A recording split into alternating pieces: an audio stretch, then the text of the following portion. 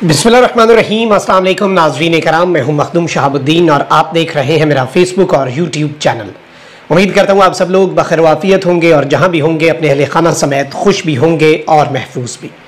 नाज़रीन कराम, सबसे पहले तो अगर अभी तक आपने इस वीडियो को लाइक नहीं किया तो इसे लाइक ज़रूर कर लें, क्योंकि हमारे चैनल्स को रोज़ाना की बुनियाद पर रिपोर्ट किया जाता है और उस असर को तोड़ने के लिए आपके लाइक्स बहुत ज़रूरी हैं, कमेंट्स बहुत ज़रूरी हैं। और ज़ाहिर बात है आजकल वैसे ही हक़ और सच बात करना या फिर इमरान खान की बात करना जुर्म बना दिया गया है, हर तरह से हर हरबा अपनाया जाता है। तो इब्तदा में ये आपके सामने मुद्दा रखना ज़रूरी था। अच्छा, ज़रा आपके सामने आज कुछ बड़ी अहम डेवलपमेंट्स रखनी है और ज़ाहिर बात है कि जो आइंदा आने वाला हफ्ता है जो कि कल से शुरू होगा सोमवार से, उस हफ्ते में बहुत कुछ होना है। लीगल बैटल्स जो हैं वो लड़ी जानी है, लीगल महाज पर बहुत कुछ होगा, जुडिशल महाज पर। इसके साथ ही साथ बैक एंड पे बहुत कुछ चल रहा है। पाकिस्तान पीपल्स पार्टी जो है उसके खिलाफ एक बहुत बड़ा क्रैकडाउन और पीपल्स पार्टी के दर्जनों लोगों के नाम नो फ्लाई लिस्ट में डाल दिए गए हैं। और पाकिस्तान पीपल्स पार्टी ने एक ऐसे मौके पर जब खुद मरदमशुमारी का अप्रूवल दिया उनके वज़ीर आला सिंध ने, तो पाकिस्तान पीपल्स पार्टी भी अब कल ये कह चुकी है कि 90 दिन में इंतखाबात करवाने हैं। यानी हर मुद्दे पर, इवन ऑफिशियल सीक्रेट एक्ट के हवाले से भी पीपल्स पार्टी ने अपना मौक़िफ़ अपनाया है कि यह अभी कानून नहीं बना, क्योंकि सदर के सिग्नेचर्स का मसला। पीटीआई का भी कमोबेश यही मौक़िफ़ है। तो ये सारी चीज़ें जो है यूँ लग रहा है कि पीपल्स पार्टी जो है वो कम अज़ कम इधर आ चुकी है। JUI भी तकरीबन पहुँची पड़ी है और नून लीग का भी कोई ज़्यादा आप कह लें कि रोशन मुस्तकबिल इस वक्त नज़र नहीं आ रहा। इन्हें लग रहा था कि इमरान खान की एस्टैब्लिशमेंट के साथ लड़ाई होगी और इसका अल्टीमेट फ़ायदा जो है वो हम ले जाएंगे, हम ये सारा फ़ायदा हमें होगा, बस जी हमारे लिए कमाल मामलात हो जाएंगे, आसानियाँ हो जाएंगे, ऑल ऑफ दैट। आपको पता है कि इन्हें लग रहा था कि इमरान खान की इस्टेब्लिशमेंट से लड़ाई का फ़ायदा ये उठाएंगे। अब एक जानिब तो इमरान खान साहब के हवाले से मैं आऊँगा कि क्या इमरान खान साहब के इस्टेब्लिशमेंट के साथ सुलह की जो कल कोशिशों का आगाज़ हुआ है उसमें फ़ौजी इस्टेब्लिशमेंट ने क्या अपना फ़ैसला तब्दील कर लिया है या नहीं, और इस हवाले से जो मुतसाब दावे सामने आ रहे हैं। और अगर फ़ौजी इस्टेब्लिशमेंट जो है वो इमरान खान साहब के हवाले से अपनी पॉलिसी और अपना फ़ैसला तब्दील नहीं करती तो अभी जिनके साथ वो नए सींग अड़ाए जा रहे हैं, और जो एक पीपल्स पार्टी भी अभी एंटी इस्टेब्लिशमेंट बयानिया जो है वो अपना तैयार कर रही है, मज़ाहमती सियासत जो है उसके लिए तैयार हो रही है। नून लीग को भी आज नहीं तो कल उसमें आना पड़ सकता है। तो इस सब के अंदर ताकतवरों का क्या मंसूबा हो सकता है कि इमरान खान नहीं तो नवाज शरीफ भी नहीं, जरदारी भी नहीं, तो फिर कौन और फिर क्या? इस हवाले से भी कुछ डिटेल्स हैं। जबकि रात गए अब तक का एक खौफनाक स्कैंडल जो है वो सामने आया है और इसके कुछ ताने बाने मिल रहे थे। आगाज़ भी इसी से कर लेते हैं।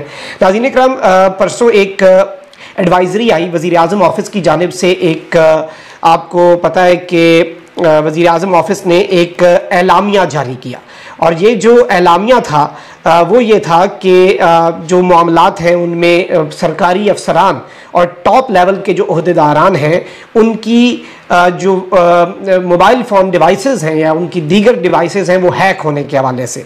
अब आपने इस खबर को इसके साथ अटैच करना है कि नून लीग के हवाले से उनके मुसद्दिक़ा ज़राए ने यह कहा है कि नून लीग ने फैसला किया है कि इंतखाबात के अंदर मरीम नवाज़ और नवाज शरीफ एक जारहाना हिकमत अमली अपनाएंगे, खुलकर खेलेंगे और इदारे नहीं लेकिन शख्सियात पर अपनी जो तनकीद है वो बहुत एग्रेसिव किस्म से करेंगे। और मरीम नवाज़ जो है वो एक सीरीज़ चलाएंगी, एक होगी डॉक्यूमेंट्री सीरीज़ जिसमें लोगों को इमरान खान साहब की कॉपी करते हुए ये अपनी तरफ से कुछ वीडियो क्लिप सबूत दिखाएंगे कि किस तरह से इन्हें विक्टिमाइज किया गया। और इसके साथ ही साथ मरीम नवाज ऑडियोज और वीडियोस जो हैं, स्पेशली ऑडियो लीक्स जो हैं वो करेंगी और उसमें बड़े बड़े बुर्ज उलट जाएंगे। और इसमें इवन साबका जो जुडिशल लोग हैं, जुडिशरी के साथ ताल्लुक़ रखने वाले, और जब तक ये अपनी ये मूवमेंट स्टार्ट करेंगे उस वक्त तक याद रखिएगा कि चीफ जस्टिस उमर अता बंदियाल भी साबिक चीफ जस्टिस हो चुके होंगे, उनके होते तो ये पर भी नहीं मार रहे हैं। तो मरीम नवाज़ ये सारा प्लान रखती हैं। बल्दो मरीम नवाज़ पता नहीं कैसी लेगेसी छोड़ना चाहती हैं कि जहाँ जहाँ तारीख के अंदर ऑडियोज़ का नाम आया, वीडियोज़ का नाम आया, मरीम नवाज शरीफ साहिबा को याद रखा जाएगा, क्योंकि वो खुद she is very proud of this कि उनके पास ये सब कुछ है। अब एक खबर ये थी कि जी पाकिस्तान के सरकारी अफसरान के मोबाइल फ़ोन्स जो है वो कॉम्प्रोमाइज़ हुए और पब्लिक एलामिया जारी करने का मकसद भी शायद ये था कि कहीं पर कोई सिक्योरिटी लैप्स हो चुका है और अब उसके लिए ज़हनी तौर पर तैयार किया जा रहा है। मरीम नवाज़ वाली खबर भी इक्वेशन में रखें। यहाँ पर एक साफ़ी हैं और और मौज़म फ़खर साहब उन्होंने कंफर्म किया है कि जी ये एक बहुत बड़ा और खौफनाक स्कैंडल सामने आने वाला है और ये जजेस जो है टॉप लेवल की जो आपकी जुडिशरी है उसके फ़ोन्स हैक हुए हैं और इनके ऊपर कुछ अटैक्स होंगे और एक बयानिया जो है इन ऑडियोज़ की सूरत में बनाया जाएगा। अब ये सब कुछ कहीं उस सिलसिले की कड़ी तो नहीं है कि ये सब कुछ डॉक्टर किया जा रहा हो और डॉक्टर्ड ऑडियोज़ लाई जाएँ। इससे पहले भी साकिब निसार साहब की एक ऑडियो थी, आपको याद है कि वो गिलगित बल्तिस्तान के चीफ जज, वो मुकम्मल तौर पे उसका फोरेंसिक हुआ, जब चीज़ें पता चली तो अंदाज़ा हो गया था सबको और आम बंदे को भी कि ये खास साकिब निसार साहब की मुख्तलिफ मीडिया अपीयरेंसेस जो है उनमें से इन्होंने ये उठाया है और दूर से कोई आवाज़ आ रही है, कोई करीब से आ रही है और उन्हें जोड़ के बेसिकली ये एडिट करके बनाया गया है। और इससे पहले खान साहब के वाले, वैसे इन ऑडियोज़ का फ़ायदा होता है या नहीं अब ये तो आवाम फैसला करेगी। अभी तक जितनी ऑडियोज़ ये लाए हैं वो सारी ऑडियोज़ ठुस हुई हैं और क्या आवाम ने इमरान खान या दीगर को या कोई नैरेटिव बयानिए की जंग में अगर इन्हें 1% भी इन ऑडियोज़ का फ़ायदा हुआ हो तो ये 1000 ऑडियोज़ शौक से लाएं। ये ऑडियोज़ लाकर मज़ीद एक्सपोज होते हैं और अवाम दरअसल देखें, अवाम की ना आपने ईगो हर्ट की है, आपने एक तो उनका जीना महाल कर दिया, उनकी जो एक बर्दाश्त की हद होती है आपने वो भी ख़त्म कर दी, फ्लेक्सिबिलिटी की भी एक हद होती है, इलास्टिक लिमिट होती है। जब आप उसे एक फ्लेक्सिबल एक रबर बैंड है ना, आप उसे ऐसे खींचते रहते हैं वो होता जाता है, लेकिन उसकी जब इलास्टिक लिमिट पूरी होती है तो वो टूट जाता है, तो फिर वो किरची किरची हो जाता है और आपको भी अच्छा खासा ज़ोर से उसका असर महसूस होता होगा। तो वो ये अवाम के साथ हो रहा है, लेकिन इसके साथ साथ ना अवाम को ये पागल समझ रहे हैं। अवाम इस बात को समझ रही है कि ये अवाम को आती सारी समझ है, लेकिन अवाम इस बात पर भी गुस्सा है कि ये हमें पागल समझते हैं और ऊपर से हमें पागल बना रहे हैं। तो अवाम तो पहले भरी पड़ी है, अवाम ये इस तरह की ऑडियोज़ पे मजीद इन पे तपती है, लीक करने वालों पे सवाल उठाती है, ऑडियोज़ रिकॉर्ड करने वालों पे सवाल उठाती है, बल्कि उल्टा लीक करने वाले गंदे हो जाते हैं। हमने इससे पहले तो यही देखा, जो रियलिटी है वो मैं आपके सामने रख रहा हूँ। अब एक जानब तो आप ये देखें कि मुकम्मल तौर पर कुछ चीज़ें हैं, कुछ लीगल लेवल पर भी इमरान खान साहब ने ज़मानतें खारिज करने के जो फैसले हैं, 9 फैसले, क्योंकि इमरान खान साहब जेल में गए तो पीछे से बुरी ज़मानतें उनकी कैंसिल की जा रही थी, वो 9 फैसले इमरान खान साहब ने चैलेंज कर दिए हुए हैं। इमरान खान की जानिब से इस्लामाबाद हाई कोर्ट में 9 दरखास्तें दायर की गई हैं जिनमें ज़मानत मुस्तरद करने के फैसले कलअदम करार देने की इस्तदा की गई है। सेशन कोर्ट से 6 और इंसदाद दहशतगर्दी अदालत से 3 ज़मानतें खान साहब की खारिज हुई हैं और इस सब के अंदर इमरान खान साहब की ज़मानतें जो हैं वो अदम हाज़िरी पर तब खारिज होती हैं अगर वो जानबूझ कर ना आए होते, वो जेल में कैद हैं, वीडियो लिंक या अदालत तलब करके उन्हें हाजिर किया जा सकता था तो ज़मानतें खारिज करने की तुक नहीं बनती थी।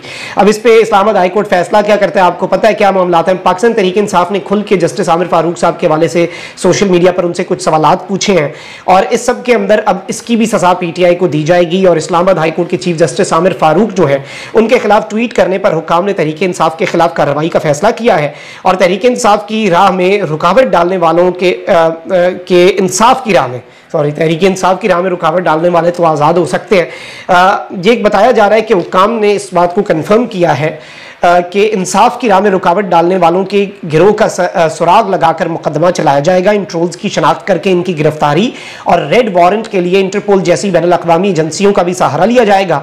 ये ट्रोल्स कानून की गिरफ्त से नहीं बचेंगे। PTI के मुताबिक जो कोई भी ऐसे पैगामात फॉरवर्ड करेगा वो भी इलेक्ट्रॉनिक क्राइम्स के एक्ट के इसी जुर्म का मुर्तकिब होगा।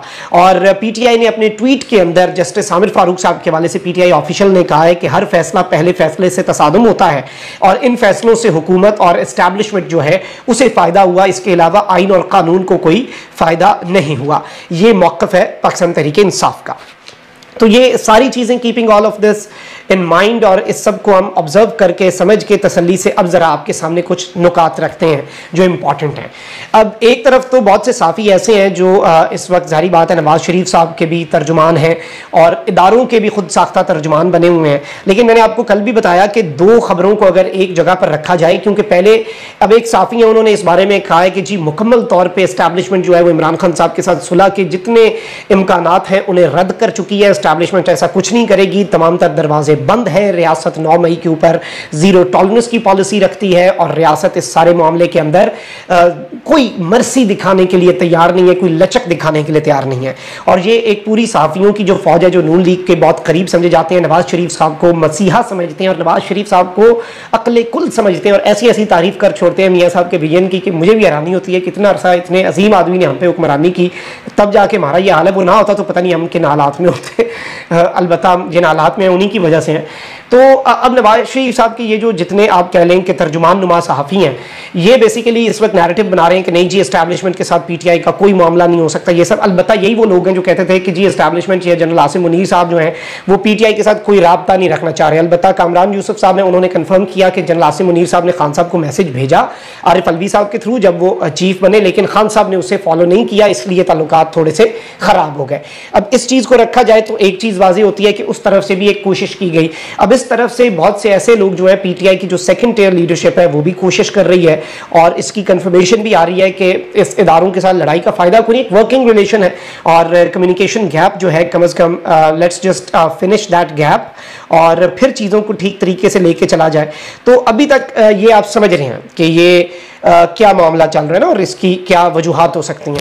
तो इस वक्त मामला डामाडोल है। मुझे जो लग रहा है वो ये है कि अगर राय मांगी जाए तो ताकतवरों को भी और पीटीआई को भी एक मेज़ पे बैठ के कम से कम जो कम्युनिकेशन गैप है वो ख़त्म करना चाहिए। मैं अभी भी इस बात पर डटा हुआ हूँ, इमरान खान साहब के खिलाफ इदारों की सियासत में मुदाखलत गलत है, तो इमरान खान साहब के हक़ में अगर इदारे सियासत में मुदाखलत करते हैं तो वो भी गलत होगा और ये गलत था, गलत है और गलत रहेगा और इस तरह का कुछ नहीं। लेकिन एक इदारे जो है वो पाकिस्तान के लिए ज़रूरी हैं। देखिए हम इस चीज़ से किसी को, मैं समझता हूँ जो ये कहता है कि इदारे या फिर जो एक बहुत एक्सट्रीम नारा लगाते हैं ये जो दहशतगर्दी है और इस तरह के नारे, मैं उनसे नहीं इत्तेफाक करता क्योंकि मेरे नज़दीक पाकिस्तान की बका के लिए पाकिस्तान की फ़ौज और पाकिस्तान के इदारे ज़रूरी हैं। खान साहब is also said this numerous times.